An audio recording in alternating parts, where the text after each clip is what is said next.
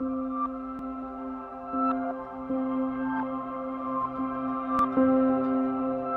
was born and raised in Brooklyn, New York.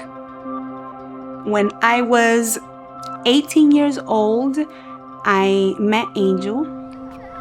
We went to play basketball one day, and it was funny because when we went to play basketball, my friend told me there's this guy that's coming to play from my church, from my other church. And when I met him, I could tell he was interested.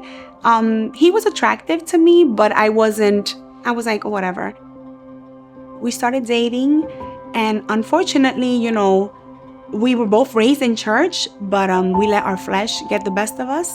Then I came out pregnant, so I was like, well, we have a choice to make. My pregnancy was not a mistake, but I do know that God used it for me to get closer to God. Before he got sick, he had back pains. It started with back pains, and he was a truck driver, and he lifted weights 6 days a week, so he would always get back pains. It was normal. But this time, it just kept getting worse and worse, and he tried to do everything he used to do to relieve the pain, and it wouldn't go away. And as he went to get up, his legs collapsed on him, and he fell on me, and he was shaking, and he tells me, I can't feel my legs. My son came in, and we carried him to my car, and I took him to the hospital. They admitted him, and they said that they don't know what it is, but his organs are all at 20% functioning.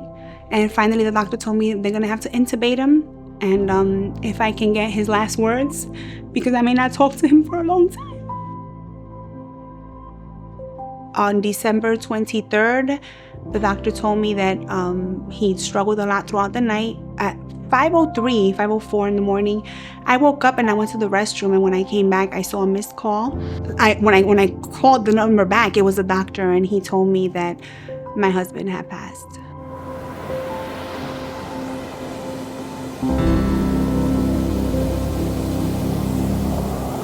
And I wasn't angry with God. I was confused. Like, God, why? There's nothing impossible for you. What did you do? Why?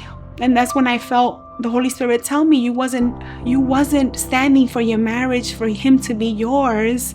You were standing for his soul to be mine. And I cried, and I said, I'm sorry, God. I'm sorry for me being so selfish.